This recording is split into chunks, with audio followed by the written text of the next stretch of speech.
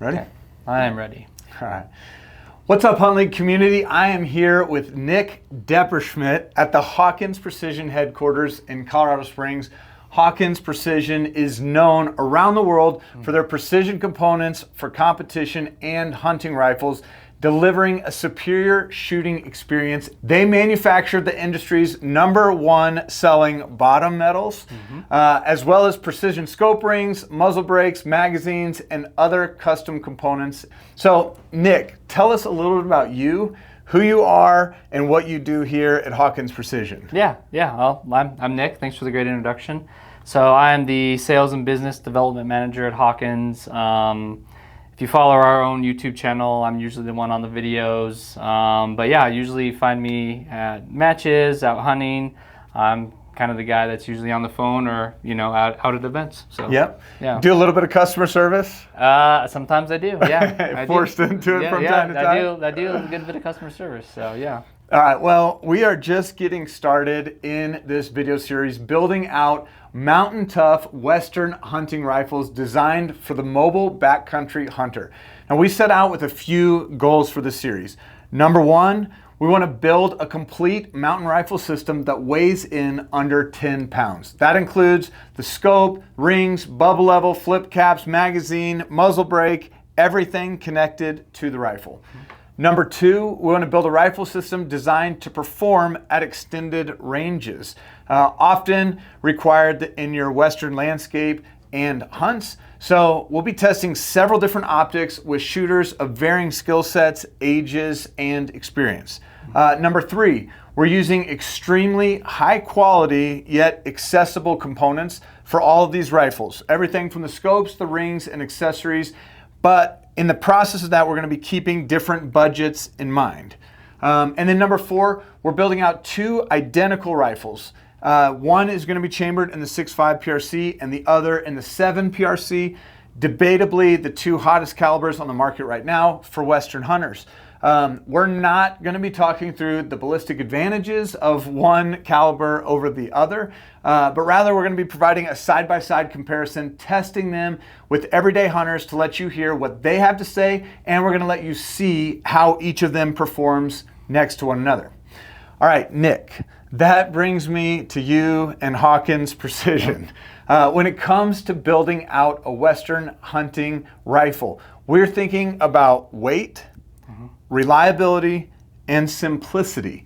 We already have our rifles and scopes selected, so how can Hawkins Precision connect those two things, the scope to the rifle, and deliver for Western hunters on those three things? Yeah, exactly, yeah. Well, I think the first thing we're gonna do, and we talked about it, is a set of featherweight scope rings, long-range hybrid scope rings, so they mount directly to the action.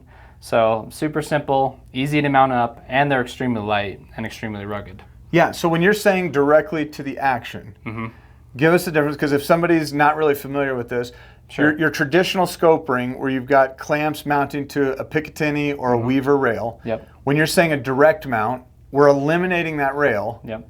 and we're going straight into the action. Yeah, so they're machined to go right on top of the action. You screw your rings right on top of the action. Okay, and by doing that, we are eliminating some weight. Yep. We're eliminating some fail points, because I have had this happen in 2018. I was on a deer hunt. I had been climbing up some scree rock, ended up slipping and falling, bringing my rifle with me to the ground. Sure, that'll happen. I was frustrated, but I came back to the truck and I actually checked everything. I grabbed a fat wrench thing, torqued all my, and I was like, okay, everything is solid on the scope. Well, I went out, had a deer at 200 yards, like pretty close. A chip shot on a very steady rest. Yeah. And took the shot, watched two deer kind of walk off, and they kind of sat behind a tree for a second. I was like, okay, that deer is going down. Well, then about 10 minutes later, both deer end up walking up and over the ridge. And I was like, wait, what happened? Yeah. I went up to the area, found out, wait, did I miss? Like it was like the last thing on my mind. Yeah. But what had actually happened was the base that was connected to the action, the pick base on that rifle had actually gotten loose. Yeah. And I did not check that. I checked everything else that attached. Sure. But there's 4 screws that go into the action, and that became a fail point. So as we're talking about building these out with your rings, one of the things that we're doing is we are getting rid of one additional potential fail point for your Western hunter that's out in the field, that may not have tools. And I just think like, okay, this is a great design. So you have a couple of them with us. Like, will you grab one of those? Let's pop one up and let's take a look. Yeah. So these are our long range hybrids. So they have 25 MOA built in, integrated level is built in, and like we were saying, they will mount directly up to your action. I love it. Now, when you say a 25 MOA cant built in, how have you guys calculated? What does that actually mean for somebody that might not be familiar? Because most of the people, when they are talking about putting a cant, they're putting that in their pick rail itself. You know, you can have a level one, you can have a 15, a 20, a 25, and that is going to be a slope that you're adding to the rail itself. Yeah. So these rings are actually action length specific. So if you have a long action or a short action, and that's because there is 25 MOA cant built in, and usually that's on a pick rail, but these are machined so it's in the rings themselves. Yes. So what that allows you to do is have more internal elevation on your scope so you can dial out to longer ranges. I love it. So on these, both of these rifles right now are in a 6.5 PRC, and so that's going to fit your short action. Yep. We have an identical build in this Bergara Wilderness Ridge that's going to be in a 7 PRC, which is going to be your long action. Yep.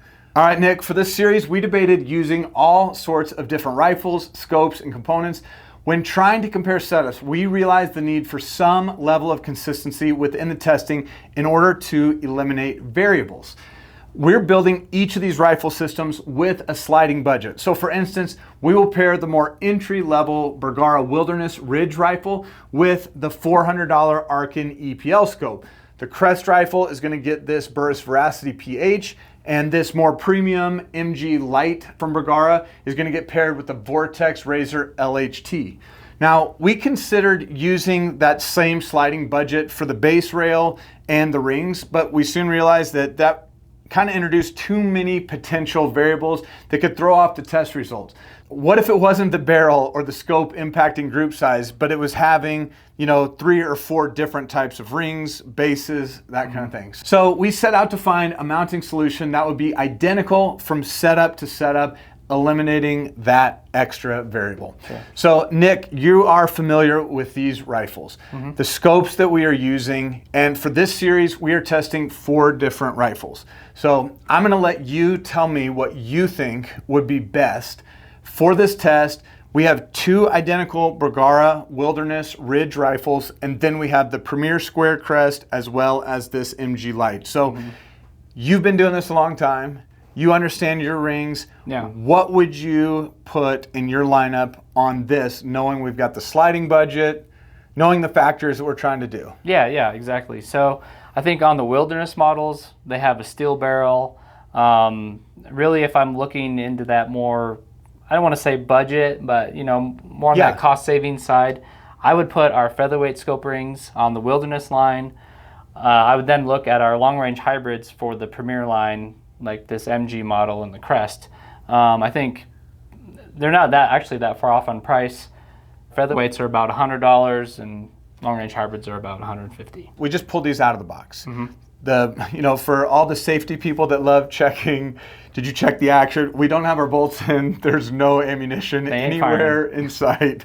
But as we talk about that, because somebody might say, well, do I want to spend $100 on a set of rings? Well, if you get these and pull this out of the box, right now you don't have anything to mount this to. So you're either going to do a direct mount to the action, or you're going to have to buy some form of a pick base, whether you want a 20 MOA cant or something in your pick base. That's up to you. But in order to do that, you got to buy that rail first, and those rails are going to run what? On the low end, probably $40. On the high end, over 100. Yeah, I think I've got like the EGWs, and those are around 40-ish. 40 to $50. And then Salmon River Solutions makes one. You've got Burris that makes some, and those are in that 70, 85, 100 plus. I mean, you can keep going. But so somebody that's like, well, I'm not going to spend $100 on a set of rings, but it's like, okay, but you're already going to spend $50 getting that rail set up, and then you're going to be spending another probably, yeah, at least even on a decent set of scope rings, like still 40 or 50 bucks. So you're and still that's on the entry level decent. Yes, exactly. When we're talking about that, like we're going, like when you're talking about a $40, a $50 set. Yeah, that's. Would you go below? No, I would not. I mean, especially let's think about this. You're going to go on a hunt. You're going to go on an elk hunt. That happens once a year if you're lucky. Even us in Colorado, we don't always get to go once a year. So I want my stuff locked down. You get one season. You might have one opportunity. Yeah. You might have a 5-day window to get it done. Yeah. You want it locked down. Yeah, you want it money, and you want to be able to trust it every time. So, general ballpark. I mean, you're going to spend at least $50. You know, and upwards of $400. I mean, there's plenty of guys inside the hunting community that are spending $400 on a set of rings. Getting this set, $100 for the featherweights, and you would put the featherweights on this. Another thing that's nice about the featherweight, what does a featherweight weigh? It's about 2 ounces. So. About 2 ounces. So we've got a little bit of a heavier rifle, meaning this gun comes in, I think, under 8 pounds, like 7 point something pounds. And the goal, again, is to keep these completely built out under 10 pounds. So by putting the featherweights on this, you're putting a lighter option, so you're actually taking a little bit of a load off.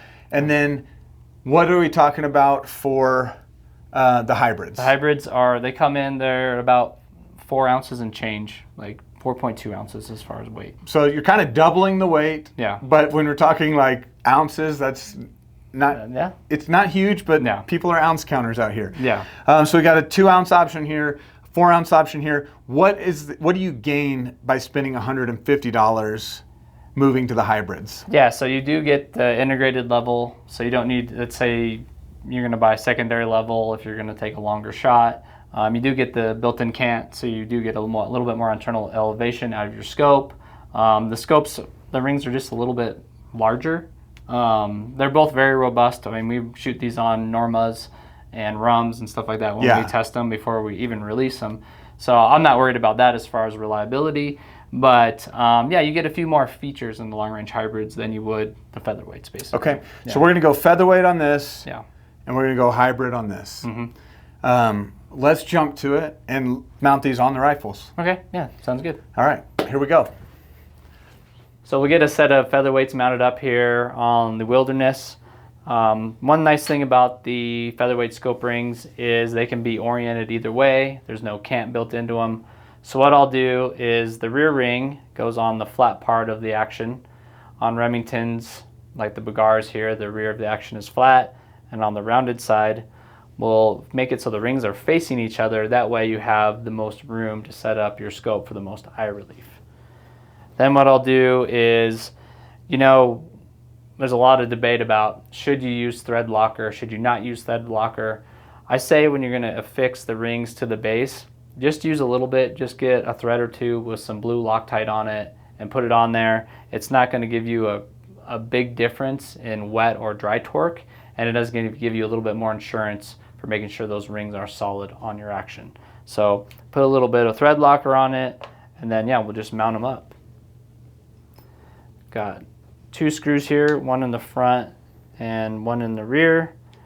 So the Wilderness line of the Bagaras take number 6 screws, and the Premier line actually takes number 8 screws. One of the nice things about our rings is they do come with number 6 and number 8 screws.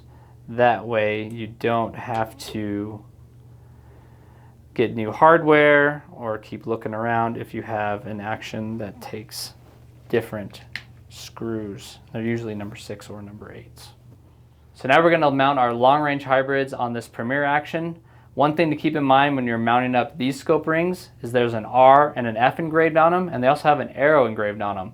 The arrow, you're going to want to have those pointed towards your muzzle. The R just goes for the rear, and F goes for the front.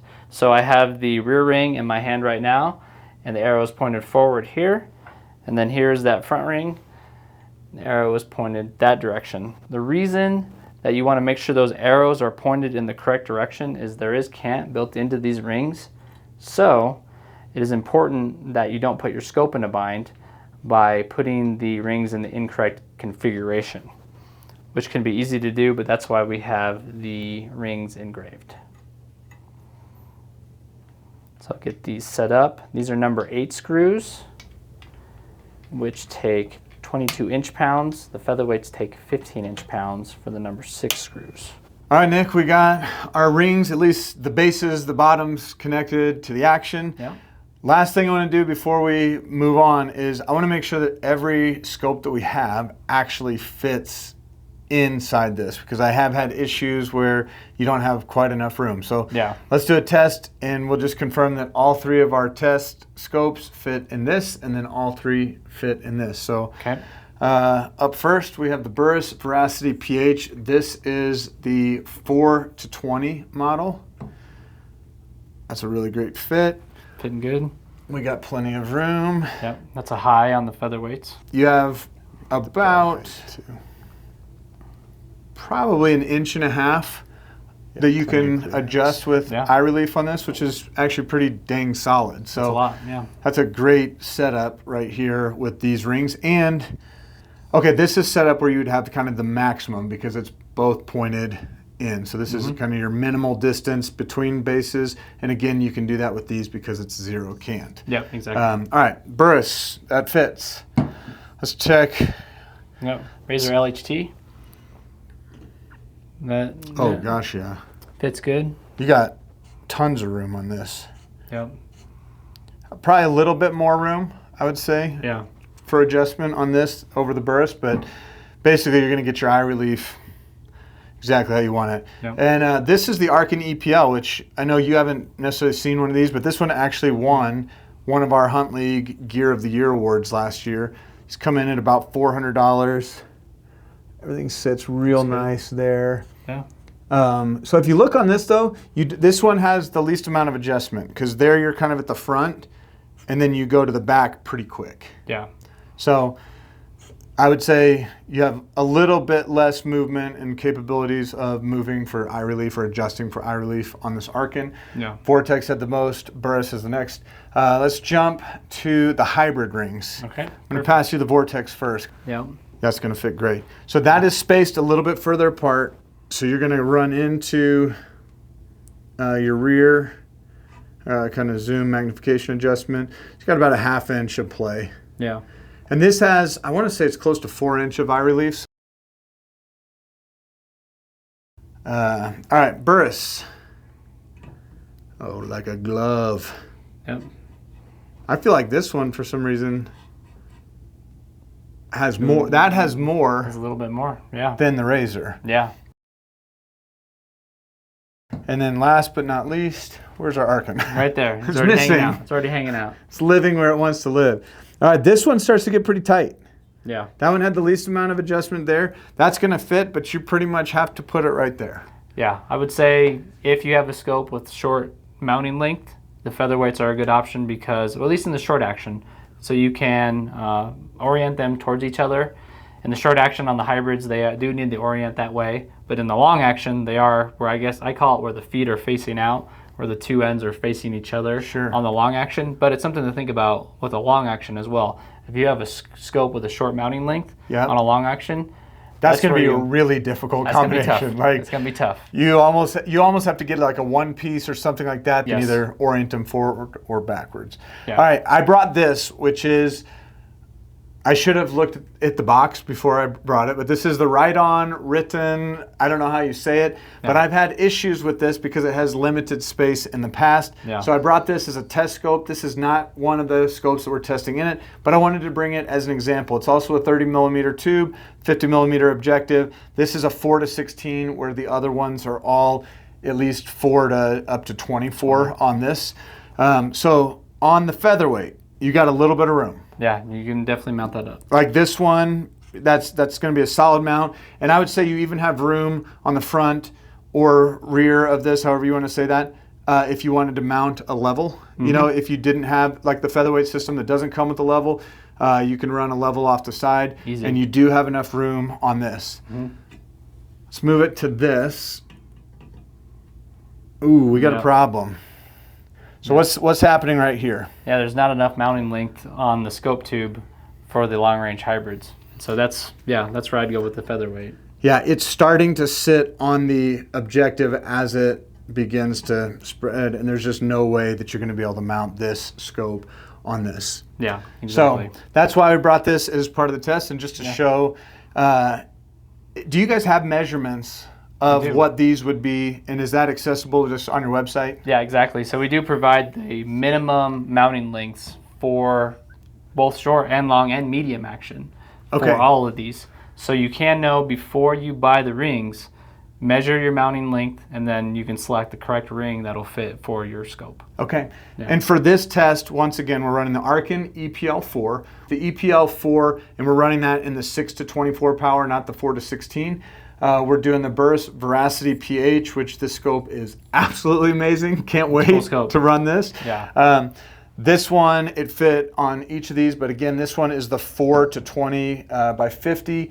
And then this is the Razor LHT 4.5 to 22 first focal plane. Super light scope, too. Super light scope. I don't know what this one weighs, but... Not much. I just got one myself, and yeah, very nice scopes. Like you can feel... It's probably 3 ounces, 4 ounces difference. I'll have to do the specs on these, but if you're going for ultralight, you can definitely feel which, you get a little more ultralight in this. Surprisingly, I mean, these are all within range of each other. They're all within probably 3-4 ounces, very similar heights, very similar lengths. Yeah, now they fit up good. That's a really good example of things you need to keep in mind when you're mounting with direct mount scope rings. All right, this was the game plan, was to mount the Arkin EPL with the featherweight on the Wilderness Ridge, but you can see that there is not enough room. Even if you come all the way to that ocular side, you still hit the flare.